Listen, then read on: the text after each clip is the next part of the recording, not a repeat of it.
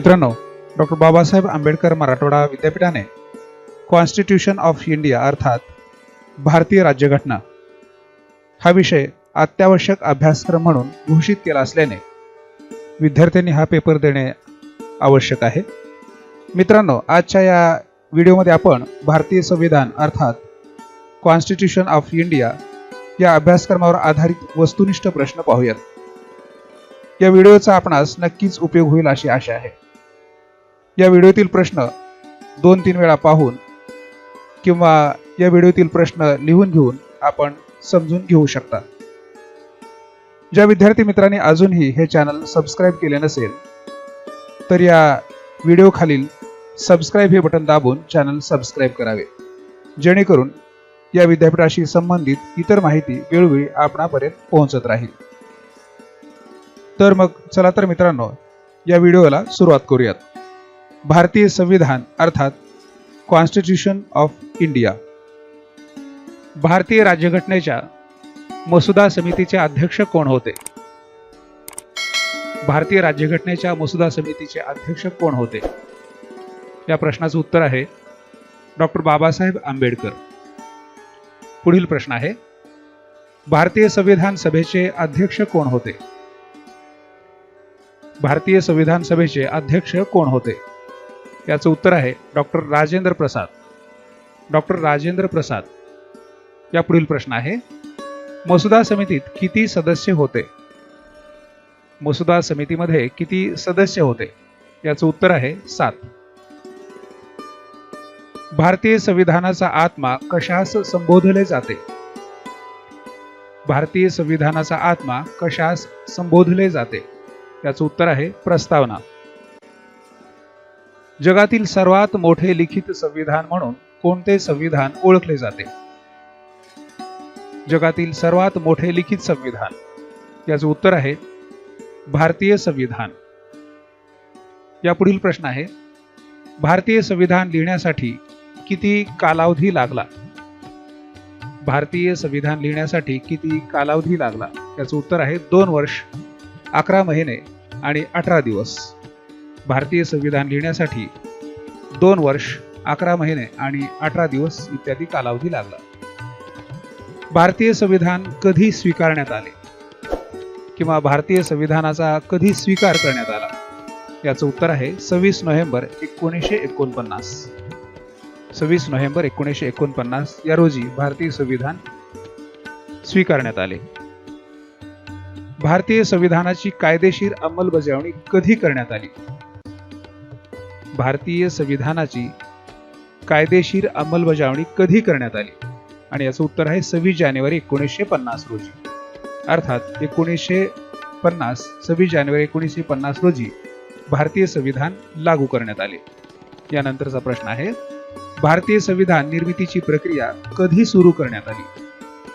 भारतीय संविधान निर्मितीची प्रक्रिया कधी सुरू करण्यात आली? आणि याचं उत्तर आहे 9 डिसेंबर 1946। 9 डिसेंबर 1946। 26 जानेवारी या दिवसास कोणत्या नावाने ओळखले जाते? आणि याचं उत्तर आहे गणराज्य दिवस अर्थात प्रजासत्ताक दिन या नावाने 26 जानेवारी या दिवसास ओळखले जाते। यानंतरचा प्रश्न, संविधानाच्या मूळ प्रती कोणत्या भाषेत लिहिण्यात आल्या होत्या? संविधानाच्या मूळ प्रती कोणत्या भाषेत लिहिण्यात आल्या होत्या? आणि याचं उत्तर आहे इंग्रजी आणि हिंदी। या पुढील प्रश्न, इंग्रजी भाषेतील भारताच्या मूळ घटनेचे सुलेखन कोणी केले? इंग्रजी भाषेतील भारताच्या मूळ घटनेचे सुलेखन कोणी केले? आणि याचं उत्तर आहे प्रेम बिहारी नारायण रायझदा। प्रेम बिहारी नारायण रायझदा यांनी भारताच्या मूळ घटनेचे सुलेखन केले। यानंतरचा प्रश्न आहे, इंग्रजी भाषेतील संविधानाची मूळ प्रत कोणत्या लेखन शैलीमध्ये लिहिलेली आहे? इंग्रजी भाषेतील संविधानाची मूळ प्रत कोणत्या लेखन शैलीमध्ये आहे? आणि याचं उत्तर आहे इटालियन शैली। उत्तर आहे इटालियन शैली। भारतीय संविधानाच्या मूळ संविधानाचे हिंदी सुलेखन कोणी केले? भारतीय संविधानाच्या मूळ संविधानाचे हिंदी सुलेखन वसंत कृष्ण वैद्य यांनी केले। यानंतरचा प्रश्न, भारतीय संविधानाच्या हिंदी आणि इंग्रजीमध्ये लिहिलेल्या मूळ प्रती कोठे ठेवण्यात आल्या आहेत? भारतीय संविधानाच्या हिंदी आणि इंग्रजीमध्ये लिहिलेल्या मूळ प्रती कोठे ठेवण्यात आल्या आहेत? आणि याचं उत्तर आहे भारतीय संसदेच्या ग्रंथालयात. भारतीय संसदेच्या ग्रंथालयात. यानंतरचा प्रश्न, मूळ भारतीय संविधानात किती कलमे, भाग आणि परिशिष्टे आहेत? मूळ भारतीय संविधानात किती कलमे, भाग आणि परिशिष्टे आहेत? या ठिकाणी प्रश्न समजून घ्या. मूळ भारतीय संविधान याची कलमे पाहूयात. 395 कलमे, 22 भाग आणि 8 परिशिष्टे. मूळ भारतीय संविधानात 395 कलमे, 22 भाग आणि 8 परिशिष्टे आहेत. यानंतरचा प्रश्न, सद्यस्थितीतील भारतीय संविधानात अनुच्छेद, भाग आणि परिशिष्टे किती आहेत? सद्यस्थितीत म्हणजे आज रोजी भारतीय संविधानात अनुच्छेद, भाग आणि परिशिष्टे किती आहेत? 448 कलमे, 25 भाग आणि 12 परिशिष्टे सद्यस्थितीतील भारतीय संविधानात आहेत. यानंतरचा प्रश्न, भारतीय संविधानाचा मूळ स्रोत कोणता आहे? भारतीय संविधानाचा मूळ स्रोत कोणता आहे? आणि याचं उत्तर आहे government of India act 1935. Government of India act 1935 हा भारतीय संविधानाचा मूळ स्रोत आहे. भारतीय संविधानाचा जवळपास 75% भाग या गव्हर्नमेंट ऑफ इंडिया ऍक्ट 1935शी संबंधित आहे. भारतात सर्वप्रथम सार्वत्रिक निवडणूक केव्हा घेण्यात आली? याचं उत्तर आहे 1952. भारतात सर्वप्रथम सार्वत्रिक निवडणूक 1952 साली घेण्यात आली. भारतात सर्वप्रथम संविधान दिवस कोणत्या वर्षापासून साजरा करण्यात येतो? सर्वप्रथम संविधान दिवस म्हणून कोणत्या वर्षापासून साजरा करण्यात येतो? आणि याचं उत्तर आहे 2015. 2015 पासून संविधान दिवस साजरा करण्यात येतो. यानंतरचा प्रश्न, प्रौढ मतदान पद्धती हे कोणत्या घटनेचे वैशिष्ट्य आहे? याचं उत्तर आहे भारतीय राज्यघटना. प्रौढ मतदान पद्धती हे भारतीय राज्यघटनेचे वैशिष्ट्य आहे. भारताचे प्रथम नागरिक कोणास म्हटले जाते? भारताचे प्रथम नागरिक कोणास म्हटले जाते? याचं उत्तर आहे राष्ट्रपती. भारताचे प्रथम नागरिक राष्ट्रपतींना म्हटले जाते. तिन्ही संरक्षण दलाचे प्रमुख कोण असतात? याचं उत्तर आहे राष्ट्रपती. तिन्ही संरक्षण दलाचे प्रमुख राष्ट्रपती असतात. राष्ट्रपतींची निवडणूक रिक्तस्थान पद्धतीने होते. राष्ट्रपतीची निवडणूक अप्रत्यक्ष पद्धतीने होते. लोकसभा, राज्यसभा आणि विधानसभेचे निर्वाचित सदस्य हे डॅश निवडणुकीसाठी मतदान करू शकतात. याचं उत्तर आहे राष्ट्रपती. लोकसभा, राज्यसभा आणि विधानसभेचे निर्वाचित सदस्य हे राष्ट्रपती निवडणुकीसाठी मतदान करू शकतात. लोकसभा आणि राज्यसभेतील कोणत्या सदस्यांना राष्ट्रपती निवडणुकीत मतदान करता येत नाही? याचं उत्तर आहे राष्ट्रपती नियुक्त सदस्य. लोकसभा आणि राज्यसभेतील राष्ट्रपती नियुक्त सदस्यांना राष्ट्रपती निवडणुकीत मतदान करता येत नाही. यानंतरचा प्रश्न, राष्ट्रपतीचा कार्यकाल किती वर्षाचा असतो? 5 वर्ष. राष्ट्रपतीचा कार्यकाल 5 वर्षाचा असतो. आवश्यक वाटल्यास राष्ट्रपती कोणाकडे राजीनामा देतात? त्याचं उत्तर आहे उपराष्ट्रपती. राष्ट्रपती हे उपराष्ट्रपती यांच्याकडे आपला राजीनामा देतात. भारतीय राज्यघटनेनुसार राष्ट्रपती पद हे किती वेळा भूषविता येते? याचं उत्तर आहे कितीही वेळा. भारतीय राज्यघटनेनुसार राष्ट्रपती पद हे कितीही वेळा भूषविता येते. राष्ट्रपती निवडणुकीसाठी वयोमर्यादा किती असावी लागते? आणि याचं उत्तर आहे 35 वर्ष पूर्ण. राष्ट्रपती निवडणुकीसाठी 35 वर्ष पूर्ण असावी लागतात. यानंतरचा प्रश्न, आणीबाणी घोषित करण्याचा अधिकार कोणाला आहे? आणि याचं उत्तर आहे राष्ट्रपतींना. राष्ट्रपतींना आणीबाणी घोषित करण्याचा अधिकार आहे. प्रधानमंत्री हा कोणत्या सभागृहाचा सदस्य असतो? याचं उत्तर आहे लोकसभा किंवा राज्यसभा. प्रधानमंत्री हे लोकसभा किंवा राज्यसभेचे सदस्य असतात. लोकसभा निवडणुकीसाठी कमीत कमी किती वयोमर्यादा पूर्ण असावी? लोकसभा निवडणुकीसाठी कमीत कमी किती वयोमर्यादा पूर्ण असावी? आणि याचं उत्तर आहे 25 वर्ष. लोकसभा निवडणुकीसाठी 25 वर्ष पूर्ण असावी लागतात. राज्यसभा सदस्य होण्यासाठी कमीत कमी किती वयोमर्यादा पूर्ण असावी लागते? आणि याचं उत्तर आहे 30 वर्ष पूर्ण. पंतप्रधानांना शपथ कोणाकडून दिली जाते? याचं उत्तर आहे राष्ट्रपती. राष्ट्रपती हे पंतप्रधानांना शपथ देतात. लोकसभा हे रिक्त स्थान सभागृह आहे आणि याचं उत्तर आहे कनिष्ठ सभागृह आहे. लोकसभा हे कनिष्ठ सभागृह आहे. राज्यसभा हे रिक्त स्थान सभागृह आहे. याचं उत्तर आहे वरिष्ठ. राज्यसभा हे वरिष्ठ सभागृह आहे. पंतप्रधान आपला राजीनामा कोणाकडे देतात? याचं उत्तर आहे राष्ट्रपती. पंतप्रधान हे आपला राजीनामा राष्ट्रपतीकडे सुपूर्द करतात. लोकसभा बरखास्ती संदर्भात राष्ट्रपतींना कोण शिफारस करतात? याचं उत्तर आहे पंतप्रधान. लोकसभा बरखास्ती संदर्भात पंतप्रधान हे राष्ट्रपतींना शिफारस करू शकतात. राज्यपालांची निवड कोणामार्फत केली जाते? राष्ट्रपती. राज्यपालांची निवड ही राष्ट्रपती मार्फत केली जाते. यानंतरचा प्रश्न, राज्यपालांचा कालखंड किती वर्षाचा असतो? 5 वर्ष. राज्यपालांचा कालखंड हा 5 वर्ष असतो. राज्यपाल पदासाठी किती वर्ष पूर्ण असावी लागतात? याचं उत्तर आहे 35 वर्ष पूर्ण. राज्यपाल पदासाठी 35 वर्ष पूर्ण असावी लागतात. राज्यपालांना शपथ कोणाकडून दिली जाते? याचं उत्तर आहे उच्च न्यायालयाचे मुख्य न्यायाधीश हे राज्यपालांना शपथ देतात. बहुमता आधारे मुख्यमंत्र्याची नियुक्ती कोण करतात? याचं उत्तर आहे राज्यपाल. मुख्यमंत्र्याची नियुक्ती राज्यपालामार्फत केली जाते. मुख्यमंत्र्यांना पदाची शपथ कोण देतात? याचं उत्तर आहे राज्यपाल. मुख्यमंत्र्यांना पदाची आणि गोपनीयतेची शपथ राज्यपालामार्फत दिली जाते. मुख्यमंत्री पदाचा कार्यकाल किती वर्षाचा असतो? याचं उत्तर आहे 5 वर्ष. मुख्यमंत्री पदाचा कार्यकाल किती वर्षाचा असतो? अर्थात 5 वर्ष. मुख्यमंत्री आपला राजीनामा कोणाकडे देतात? याचं उत्तर आहे राज्यपाल.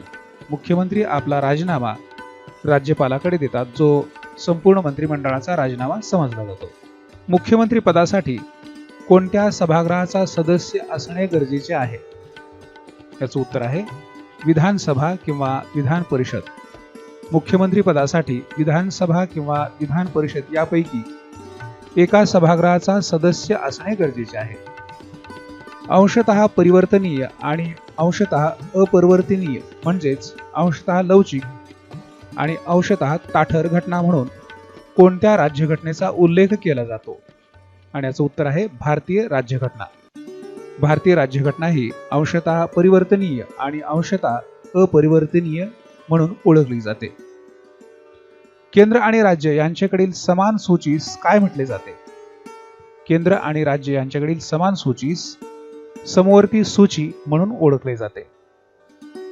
लष्कर, रेल्वे, पोस्ट इत्यादी विषय कोणत्या सूचीमध्ये येतात? लष्कर, रेल्वे, पोस्ट इत्यादी विषय केंद्र सूचीमध्ये येतात. याचं उत्तर आहे केंद्र सूची. भारतीय राज्यघटनेत समानतेचा अधिकार कोणत्या कलमान्वये देण्यात आला आहे? आणि याचं उत्तर आहे कलम 14 ते 18. भारतीय राज्यघटनेत समानतेचा अधिकार कलम 14 ते 18 या कलमान्वये देण्यात आला आहे. स्वातंत्र्याचा अधिकार घटनेच्या कोणत्या कलमान्वये मिळाला आहे? त्याचं उत्तर आहे कलम 19 ते 22. कलम 19 ते 22 अनुसार स्वातंत्र्याचा अधिकार घटनेने दिला आहे. कलम 25 ते 28 नुसार कोणता अधिकार प्राप्त होतो? कलम 25 ते 28 नुसार कोणता अधिकार प्राप्त होतो? याचं उत्तर आहे धार्मिक स्वातंत्र्याचा अधिकार. अल्पसंख्याकांचे अधिकार घटनेच्या कोणत्या कलमान्वये प्रदान करण्यात आले आहेत? याचं उत्तर आहे कलम 29 ते 30.